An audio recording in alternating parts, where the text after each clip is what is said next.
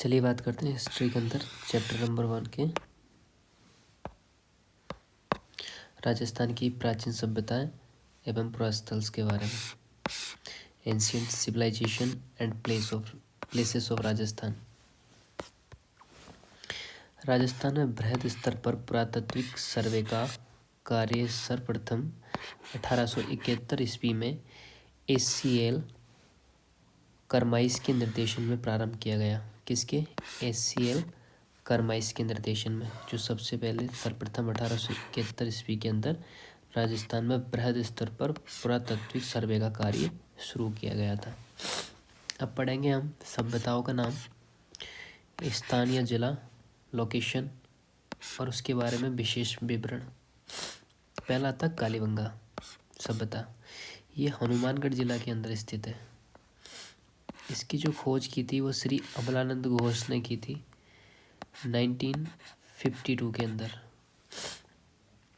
इसका उत्खनन खोज अमलानंद घोष ने की थी और उत्खनन जो किया था श्री बीवी लाल व बी के थापर ने की थी। किसने? बीवी लाल और बी के थापर ने। प्राचीन सरस्वती नदी के किनारे पर बसी राजस्थान की सबसे प्राचीन सभ्यता है। वर्तमान में उसको गग्गर नदी बोलते हैं। उत्खनन में छोटे टीले से पूर्व हड़प्पाकालीन सभ्यता 2400 ईस्वी पूर्व तथा दूसरे टीले से हड़प्पाकालीन सभ्यता के अवशेष मिले। मतलब उत्खनन में जो छोटे टीले से पूर्व हड़प्पाकालीन सभ्यता तथा दूसरे टीले से हड़प्पाकालीन सभ्यता के अवशेष मिले थे। छोटे वाले से पूर्व के मिले थे। ठीक है। प्राप्त अवशेषों में क्या क्या था? जुता हुआ खेत था, एक साथ 2 फसलें उगाना था, एक कब्रगाह थी एवं चौकोर व गोल हवन कुंड थे जिनको अग्निकुंड कहते हैं। उनके अवशेष यहाँ पर प्राप्त हुए। कहाँ पर? कालीबंगा सभ्यता के अंदर। ये सभ्यता एक नगरीय सभ्यता थी। कालीबंगा का शाब्दिक अर्थ काली चूड़ियों से है। किससे? काली चूड़ियों से। तो अपनी आंखें बंद करो और इन सब चीज़ों को रिमाइंड करो। खोज किसने की थी? ढंग से सुनो मुझे, ठीक है। खोज किसने की थी? अमलानंद घोष ने। कब की थी? 1952 में।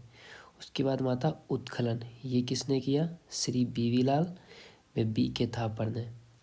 यहाँ पर जो सबसे प्राचीन नदी थी उस टाइम पे वो थी सरस्वती। तो उस सरस्वती नदी के किनारे पे बसी राजस्थान की ये सबसे प्राचीन सभ्यता है। अब उस नदी को वर्तमान में गग्गर नदी भी कहते हैं। इस उत्खनन में छोटे टीले से पूर्व हड़प्पाकालीन सभ्यता निकली थी तथा दूसरे टीले से हड़प्पाकालीन सभ्यता के अवशेष मिले थे। और वो अवशेष क्या था? जुता हुआ खेत, एक ही साथ 2 फसल उगाना, एक कब्रगाह था और चौकोर व गोल हवन कुंड थे। मतलब रेक्टेंगुलर और सर्कुलर अग्निकुंड थे। उनके अवशेष प्राप्त हुए। ये शैली जो थी वो नगरीय सभ्यता थी। और कालीबंगा का जो शाब्दिक अर्थ होता है वो काली चूड़ियों से होता है। अब दूसरी सभ्यता आती है आहड़ सभ्यता। आहड़ सभ्यता उदयपुर के अंदर है, उदयपुर डिस्ट्रिक्ट के अंदर।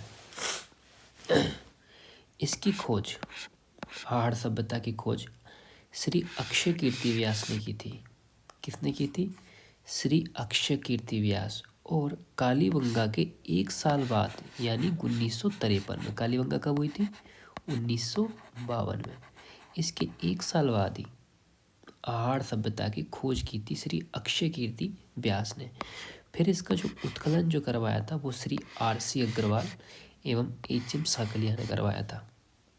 उत्खनन किसने करवाया था? श्री आर.सी. अग्रवाल और एच.एम. साकलिया ने। और कालीबंगा जो सभ्यता थी उसके उत्खनन किसने करवाया था? श्री बीवी लाल व श्री बी के थापर ने। अब नेक्स्ट चलते हैं अगले पॉइंट पे। आहड़ बेडज नदी के किनारे स्थित तांबे की वस्तुएं बनाने व काले मीले मृद भांड संस्कृति के लिए प्रमुख केंद्र है।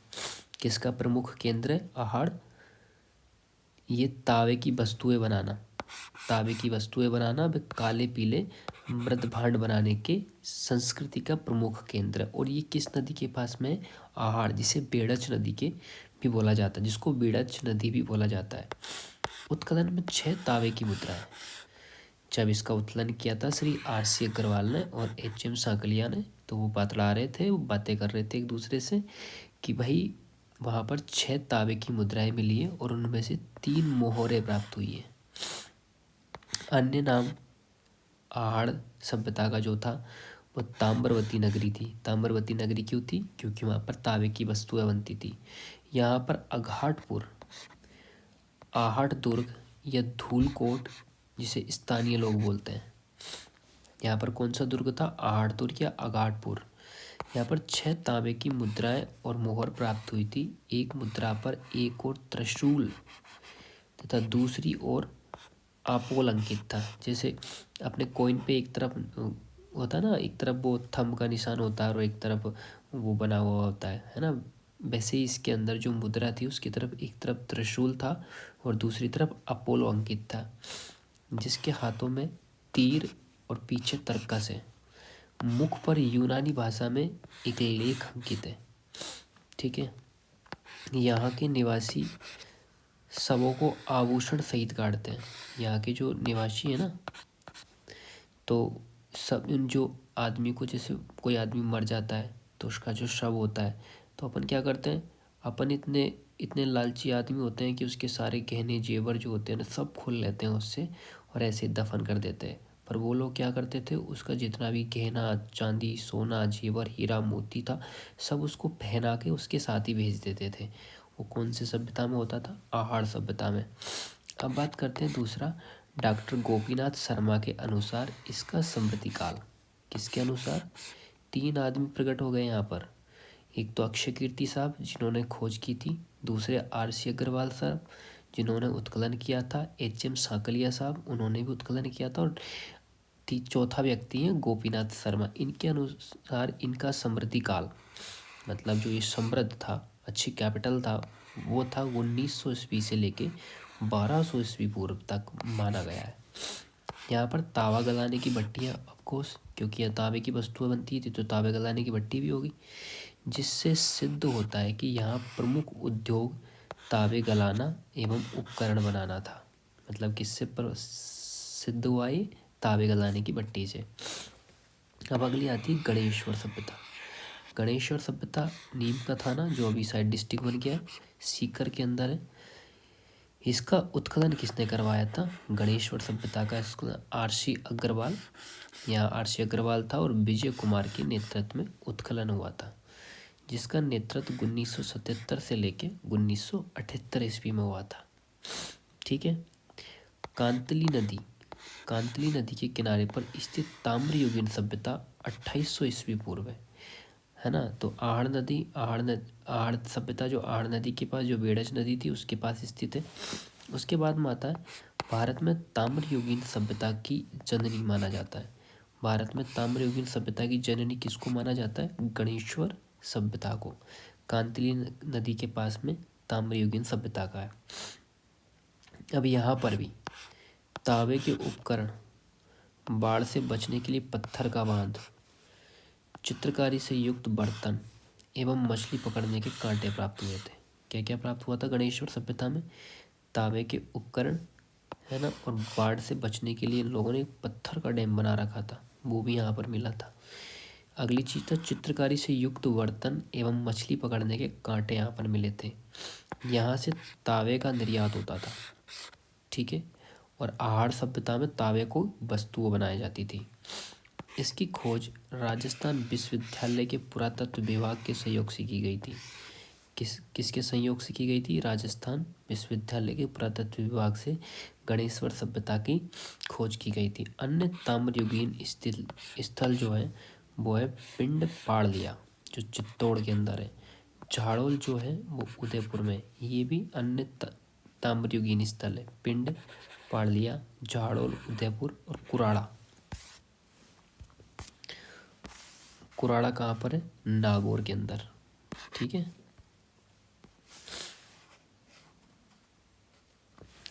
दूसरा सावणिया व पूगल, ये कहाँ है? बीकानेर में। एलाना जो जालौर के अंदर है। बूढ़ा पुष्कर अजमेर में। कोल माहौली सवाई माधोपुर में।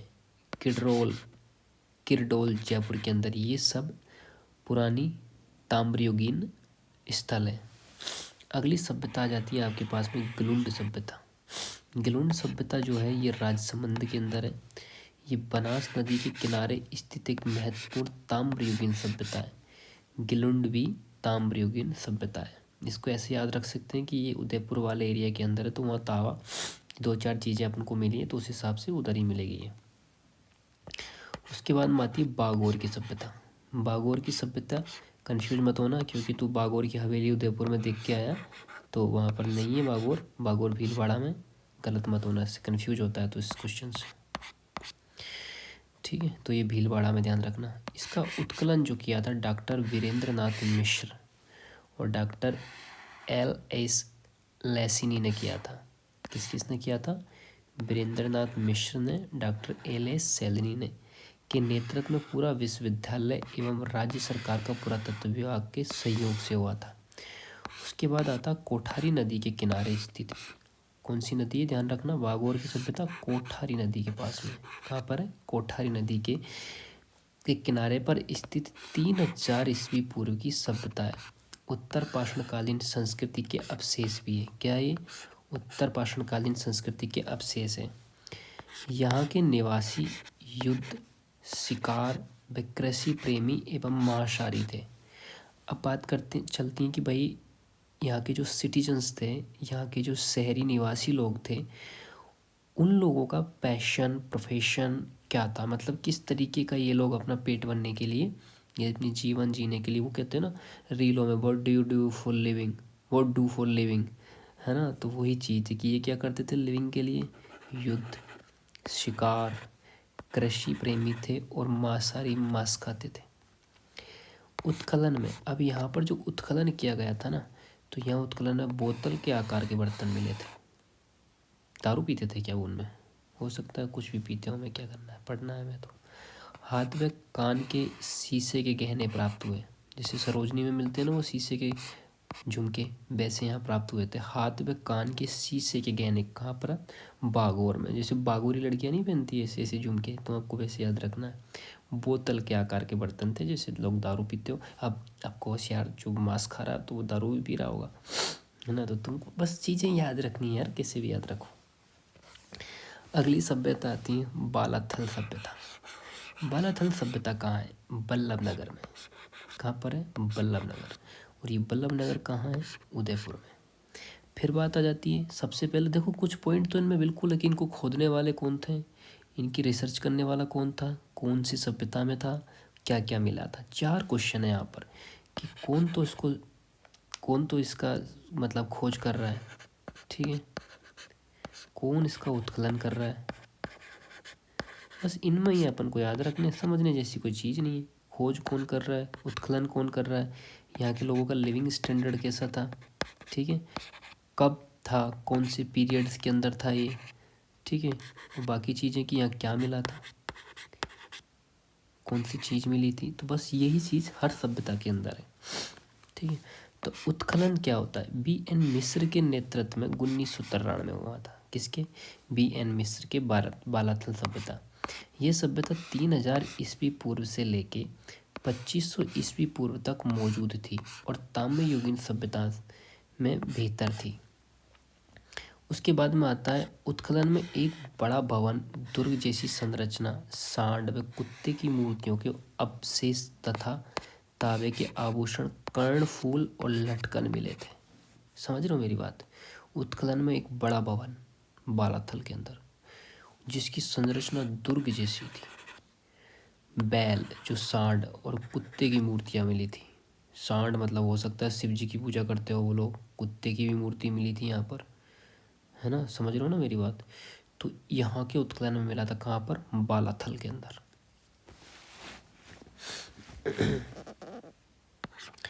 अब बात करते हैं नोह। नोह कहाँ है? भरतपुर के अंदर है। ये किस नदी के पास में? रूपारेल नदी के पास किनारे स्थित है। अब आपने एक चीज़ इनमें सब में नोटिस की है कि हर सभ्यता के पास कोई भी जो भी सभ्यता, उनके आसपास एक नदी थी। तुम्हें पता है नदियों के पास ही सभ्यता क्यों मिलती थी? क्योंकि पहले जो वाटर जो की अवेलेबिलिटी थी ना, वो इतनी हर जगह अवेलेबल नहीं थी। तो वो जो लोग थे ना, वो क्या करते थे, जहाँ पानी होता था ना, जहाँ नदियाँ होती थी, वो लोग वहीं पे बस जाते थे। ठीक है। और उसी जगह पर अपनी सारी चीज़ें, क्योंकि पानी बेसिक नीड थी लोगों की उस टाइम पे, वो तो प्राइमरी सोर्स है, आज भी हमेशा रहेगा। तो लोग वहीं अपने घर बना लेते थे, उसी के आसपास वो रहना पसंद करते थे। इसलिए देखना हर सभ्यता किसी न किसी नदी के किनारे पर है ना। तो हर सभ्यता में एक नदी मिलेगी आपको। दूसरा, वहाँ के लोगों का तौर तरीके मिलेंगे, लिविंग स्टैंडर्ड, जैसे मैंने बताया आपको। तो देखो, रूपारेल नदी के पास में थी और 3000 ईस्वी पूर्व की लोहा युगीन सभ्यता थी। बिल्कुल होता है, जैसे नहीं होता कि अलग अलग कंट्रीज में अलग अलग चीज़ें निकलती हैं, जैसे कहीं तेल निकल रहा है, कहीं क्या निकल रहा है, कहीं यूरेनियम निकल रहा है, कभी अलग चीज़ निकल रही, वैसे ही हर सभ्यता में एक चीज़ निकलती थी। बालाथल जैसे यहाँ पे तांबे के आभूषण मिल रहे हैं, बागोर के अंदर भी इस तरीके की शीशे की चीज़ें मिल रही है, शीशे के गहने मिल रहे हैं। तो हो सकता है बागोर में शीशे का उत्खनन ज़्यादा हो, है ना। गिल्लुंड है, ताम्रयुगीन सभ्यता थी, वहाँ भी तांबे का बोला वाला था। तो हर आदमी के पास में कुछ ना कुछ, है ना, समझ रहे हो ना, व्यवसाय करने के लिए कुछ ना कुछ चीज़ें थी। उसके बाद माते अचित्र मातबंड व कुषाणकालीन ईंटें प्राप्त हुई थी। कहाँ पर? नोहो में। अचित्र, मृदभांड और कुषाणकालीन ईंटें प्राप्त हुई थी, जिस पर पक्षी का चित्र था। कुषाणकालीन व मौर्यकालीन अवशेष प्राप्त हुए थे। कहाँ पर? भरतपुर की नोहो सभ्यता के अंदर। उसके बाद चलते हैं रंग महल सभ्यता। तो रंग महल सभ्यता जो है वो हनुमानगढ़ के अंदर है, जिसका उत्खनन किसने किया था? डॉक्टर हन्नारेड। रंग महल हनुमानगढ़ जिले के अंदर उत्खनन हुआ था डॉक्टर हन्नारेड के निर्देशन में। ये एक स्वीडिश टीम थी, स्वीडिश दल के द्वारा 1952 से 1954 के अंदर ये हुआ था। गग्गर नदी के किनारे 1000 ईस्वी पूर्व से लेकर 3000 ईस्वी तक पनपी कुषाणकालीन एवं पूर्व गुप्तकालीन सभ्यता के अवशेष हैं। गग्गर नदी के किनारे स्थित 100 ईस्वी पूर्व से लेकर 3000 ईस्वी तक पनपी कुषाणकालीन एवं पूर्व गुप्तकालीन सभ्यता के अवशेष हैं। किस नदी के किनारे पे थी? गग्गर नदी के किनारे, हनुमानगढ़ के अंदर। ठीक है। और एक और थी गग्गर नदी के किनारे जो सरस्वती, मैंने आपको बताया था। कौन सी सभ्यता थी वो? कालीबंगा सभ्यता। देखो पिछले पेज में, हनुमानगढ़ के पास में, और सरस्वती वर्तमान उसे गग्गर बोलते हैं, कालीबंगा सभ्यता। ठीक है। तो हो सकता है कि ऐसे पूछ ले क्वेश्चन बना के कि इस नदी के पास में कौन कौन सी सभ्यताएं थी। ठीक है ना। तो उत्खनन विशिष्ट मृंड मूर्तियाँ, गंधार शैली, घंटाकार, मृदपात्र, पंचमार्क कनिष्ठ कालीन मुद्राएं, टोटीदार घड़े इत्यादि सामग्री प्राप्त हुई थी। कहाँ पर? उत्खनन में विशिष्ट मूर्तियाँ, गंधार शैली या घंटाकार या मृदपात्र या पंचमार्क कनिष्ठ कालीन मुद्राएं, टोटीदार घड़े इत्यादि सामग्री प्राप्त हुई थी। उसके बाद आती है बैराठ। बैराठ सभी जानते हैं जयपुर के अंदर है। उत्खनन किसने किया था इसका? इसका उत्खनन किया था दयाराम साहनी ने। और पुणे जो इसका नील रतन बनर्जी ने किया था। दोबारा जो किया था वो किसने किया था? नील रतन बनर्जी ने। उसके बाद में आती है ये बीजक की पहाड़ी, भीम जी की डूंगरी तथा महादेव की डूंगरी की खुदाई से पूर्व मौर्यकालीन व मौर्यकालीन सभ्यताओं के अवशेष मिले थे। बीजक की पहाड़ी, भीम जी की डूंगरी तथा महादेव की डूंगरी की खुदाई से पूर्व मौर्यकालीन सभ्यता व मौर्यकालीन सभ्यताओं के अवशेष मिले थे। बैराठ सभ्यता के अंदर सूती कपड़ों से बंधी 37 मुद्राएं मिली थी। 37 मुद्राएं मिली थी सूती कपड़े से बंधे हुए, जिसमें 8 पंचमार्क मुद्राएं थी तथा शेष इंडो ग्रीक व यूनानी शासकों की मुद्राएं थी।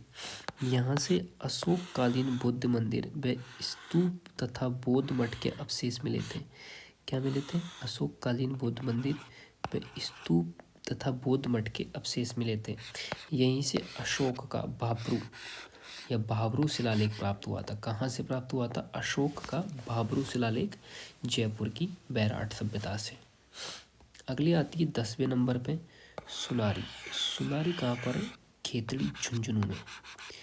यहाँ पर लोहा युगीन सभ्यताएं थी जहाँ से लोहा अयस्क गलाने की भट्टी, लोहे के अस्त्र शस्त्र वे बर्तन प्राप्त हुए थे। कहाँ पर? सुनारी खिचड़ी के अंदर लोहा युगीन सभ्यता जहाँ से लोहा अयस्क गलाने की भट्टी, लोहे के अस्त्र शस्त्र वे बर्तन प्राप्त हुए थे। यहाँ के निवासी चावल व मांस खाते थे तथा घोड़ों का प्रयोग रथ खींचने में करते थे। क्या करते थे? यहाँ के जो निवासी थे उनका जो ट्रांसपोर्ट मोड था ना, वो क्या करते थे? रथ को अपने घोड़ों से खींचते थे और चावल और मांस खाते थे। यहाँ का जो फूड था वो क्या था? चावल और मांस। किस तरीके की सभ्यता थी? लोहा युगीन, क्योंकि यहाँ लोहा अयस्क गलाने की भट्टी थी, तो इसका मतलब है कि यहाँ पर लोहा का वो होता होगा खनन, या फिर लोहा होगा इन लोगों के क्षेत्र में। तो ये लोगों के पास अस्त्र शस्त्र और बर्तन भी लोहे के ही थे। बात करते हैं यहाँ पर अन्य लोहा युगीन सभ्यताएं जो आर्य समाज स्थल में, जैसे जोधपुर, जयपुर, चकचौरासी, तरखनवाला डेरा जो कि सांगानेर में, नौहो जो कि भरतपुर में, विराटनगर जयपुर में, ये और वो जगह, ये और वो सभ्यता है जहाँ पर भी लोहा युगीन सभ्यता के स्थल थे। नेक्स्ट बात करते हैं नगरी या मध्यमिका। नगरी या मध्यमिका क्या सभ्यता, ये कहाँ पर है? चित्तौड़गढ़ के अंदर नगरीय सभ्यता। इसका उत्खनन सर्वप्रथम डॉक्टर भंडारकर 1904 में की थी। दो लोगों ने की थी, भंडारकर। उसके पश्चात 1962 ईस्वी में केंद्रीय पुरातत्व विभाग द्वारा किया गया था। सेंट्रल एजेंसी थी जिसने ये किया था इसका उत्खनन। अब बातें सिवी जनपद के सिक्के व गुप्तकालीन शासक के अवशेष भी मिले थे। दो अवशेष मिले हैं नगरी मध्यमा के अंदर, सिवी जनपद के सिक्के और गुप्तकालीन कला के अवशेष मिले थे। अब इसके बाद माता नगर या मालम नगर, ये टोंक उड़ियारा के अंदर है, जो नरेश मीणा का गांव है जहाँ पर दंगे हुए थे, जिसने वो एक छोल में ये चीज़ नहीं बोला था, उसने एक एसडीएम को थप्पड़ मारा था नरेश मीणा ने, जो थप्पड़ कांड हुआ था वो उड़ियारा के अंदर हुआ था, है ना। तो ऐसे याद रखना। यह मालव सिक्के व आहत मुद्राएं एवं गुप्तकालीन लेख यहाँ से प्राप्त हुए। क्या प्राप्त हुए? मालव सिक्के व आहत मुद्राएं और गुप्तकालीन लेख यहाँ से प्राप्त हुए थे। उसके बाद आती है जोधपुरा या जयपुर। ये शुंग व कुषाण कालीन सभ्यता के अवशेष तथा लौह उपकरण बनाने की भट्टियाँ मिली थी। क्या क्या मिला था? शुंग व कुषाण कालीन सभ्यता के अवशेष व लोहा उपकरण बनाने की भट्टियां यहाँ पर मिली थी।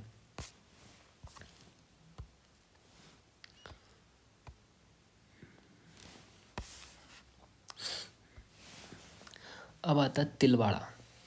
अगली जो सभ्यता आती है तिलवाड़ा। तिलवाड़ा कहाँ पर है? बाड़मेर के अंदर है तिलवाड़ा जो सभ्यता है। ये लूनी नदी के किनारे पे स्थित है। कौन सी नदी के किनारे पे? लूनी नदी के किनारे पे। इसका जो उत्खनन है,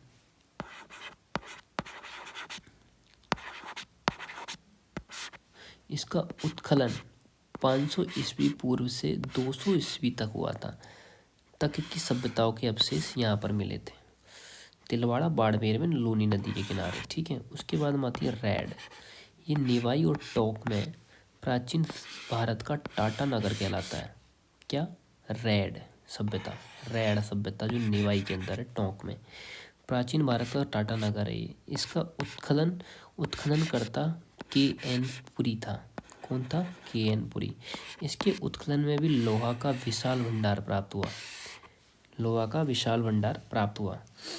अब उसके बाद में आती है नलियासर सभ्यता। नलियासर सभ्यता कहाँ पर है? सांबर जयपुर में। सांबर झील के किनारे पे स्थित ईसा पूर्व 3री शताब्दी का सभ्यता है। कौन सी शताब्दी का? 3री शताब्दी का, नलियासर सावर के पास में। उसके बाद सभ्यता आती है गुरारा। गुरारा कहाँ पर है? सीकर में। यहाँ चांदी से बने 2744 पंचमार्क मिले थे। कितने? 2744 पंचमार्क चांदी के बने हुए, वो कहाँ पर? सीकर में। उसके बाद में आती है अगली सभ्यता नुआ। नुआ कहाँ पर है? झुंझुनू में, ठीक है। इस कस्बे में एक प्राचीन हवेली थी। उसकी खुदाई के दौरान अंतिम मुगल बादशाह बहादुर शाह जफर के समय में ईस्ट इंडिया कंपनी की ओर से जारी 1 रुपये के चांदी के हजारों सिक्के प्राप्त हुए थे नुआ के अंदर। यहाँ पर मतलब एक हवेली थी जिसकी खुदाई की, तो खुदाई में जो अंतिम मुगल शासक था ना, अंतिम मुगल शासक कौन था? बहादुर शाह जफर के समय में ईस्ट इंडिया कंपनी, मतलब जो उसका समय था तब ईस्ट इंडिया कंपनी ने अपनी तरफ से सिक्के चलाए थे 1 रुपये का चांदी का सिक्का, तो वो 1000 मिले थे वहाँ पर। ठीक है।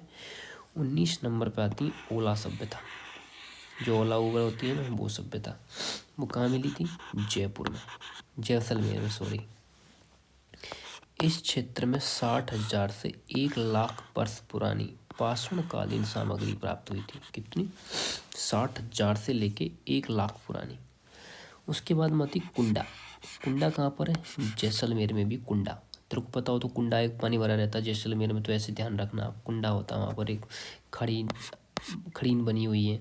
यहाँ उत्खनन के दौरान 5,000 वर्ष पूर्व सभ्यता के अवशेष मिले। कितनी? 5,000 वर्ष पूर्व सभ्यताओं के।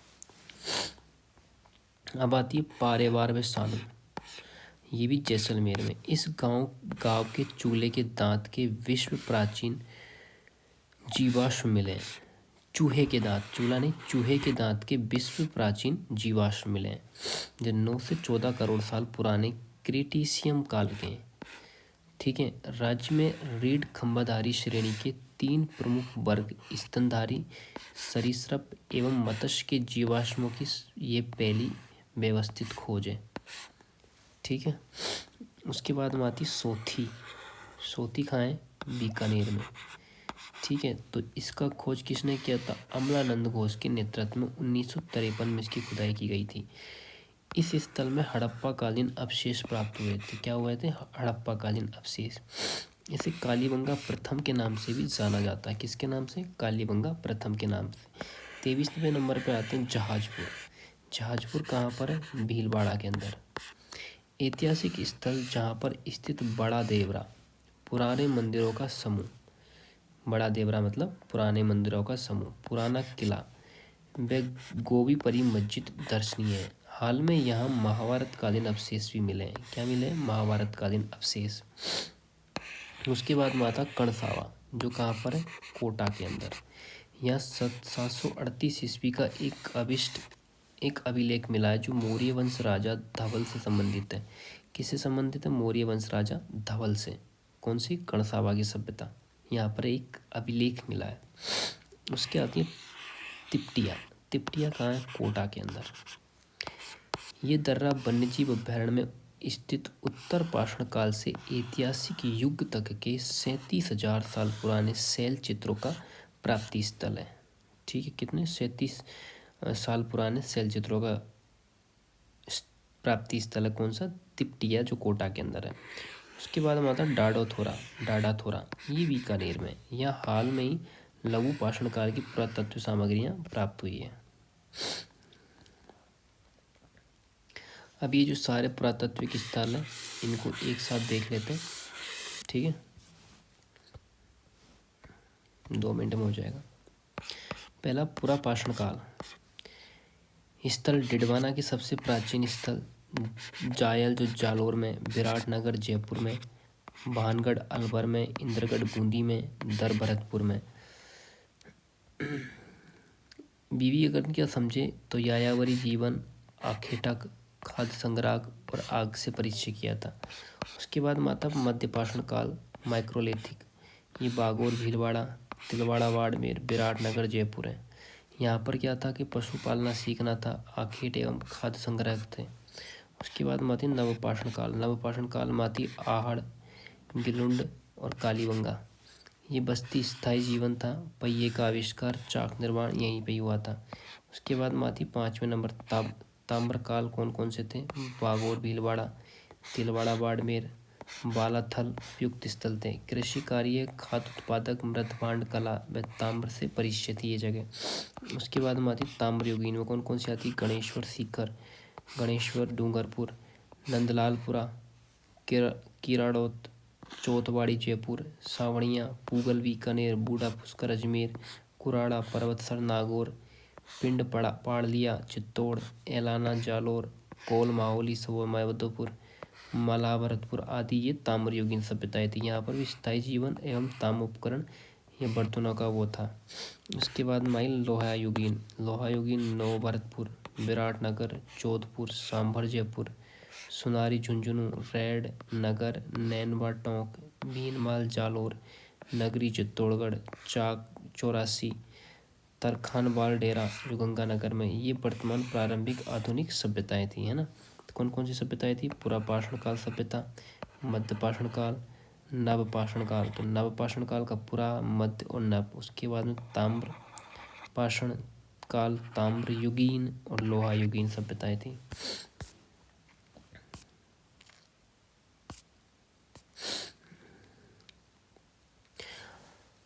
अब इन सभ्यताओं का एक बार राजस्थान की प्रमुख पुरातत्व स्थल के उत्खननकर्ता को देख लेते हैं। पुरातत्विक स्थलन, उत्खनन का समय और उत्खननकर्ता कौन था? इंदरगढ़, बूंदी और जो जयपुर की सभ्यता थी 1900 ईस्वी में किसने की थी? CS हैकर ने, हैकर भाई। उसके बाद में जो झालावाड़ में स्थित 1908 ईस्वी में किसने की थी? सेटनकार ने। नगरी जो सभ्यता है वो चित्तौड़गढ़ में, वो कब हुई थी? 1904, 1915, 16 और 1962 में। किसने की थी? डॉक्टर भंडारकर और केंद्रीय पुरातत्व विभाग ने। उसके बाद में आती कुराड़ा। कुराड़ा कहाँ? पर्वतसर या नागौर में। 1934 ईस्वी में इसका सब उत्खनन हुआ था और ये किसने किया था? पुरातत्व सर्वेक्षण विभाग ने। उसके बाद सभ्यता आती विराटनगर, जयपुर। 1936 से लेके 1937 और 1962-63 में किसने की थी? दयानंद साहनी, नीलरतन बनर्जी और कैलाशनाथ दीक्षित ने। रेड जो टोंक के अंदर है 1938 से 1940 में हुई थी, केदारनाथपुरी ने की थी। ठीक है। उसके बाद में आती कालीबंगा, हनुमानगढ़। 1952 में हुई थी और 1961-62 में हुई थी, 2 बार हुई थी। किस किस ने? अमलानंद घोष ने, BV लाल ने, JV जोशी और BK थापर ने, 4 लोग आए थे। उसके बाद में आती है रंग महल, बड़ो पुल, डाबरी जो कि हनुमानगढ़ में। 1952 से 1954 तक डॉक्टर अन्ना रीड, स्वीडिश दल था। उसके बाद आती है आहड़ जो उदयपुर में, ये 1953, 1954, 61-62 में की थी। किसने की थी? अक्षय कीर्ति व्यास ने, RC अग्रवाल ने, BN मिश्र और HD सागलिया ने की थी। उसके बाद में आती भीनमाल, जालोर जो 1953 से 1954 में हुई थी, जो रतन चंद्र अग्रवाल ने की थी। गिलुंड राजसमंद की जो सभ्यता 1957-58 में किसने की थी? BV लाल ने। नोह भरतपुर 1963 से 64 तक, ये रतन चंद अग्रवाल ने की थी। उसके बाद माता बागौर, भीलवाड़ा, ये 1967 से 1968 के बीच में किसने की थी?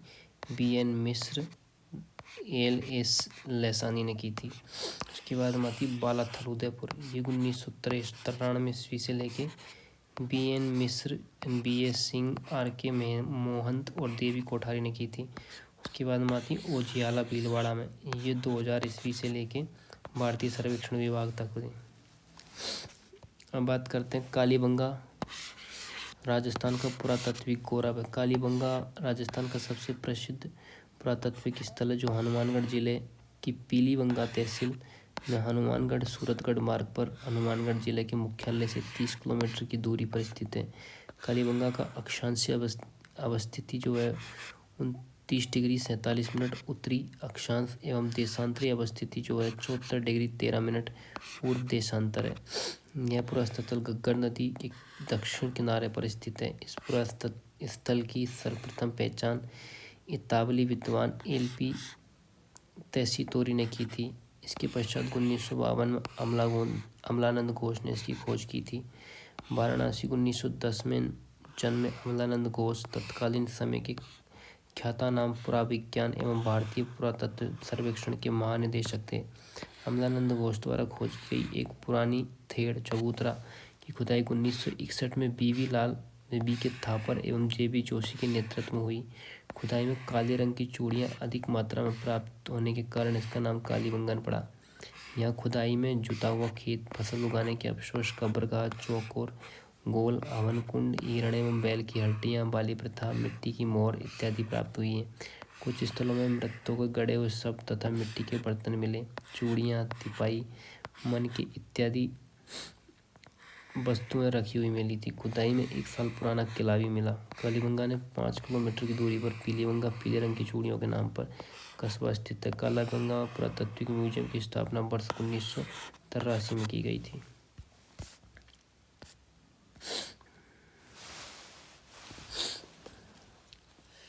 चलिए, ये हो गया पूरा।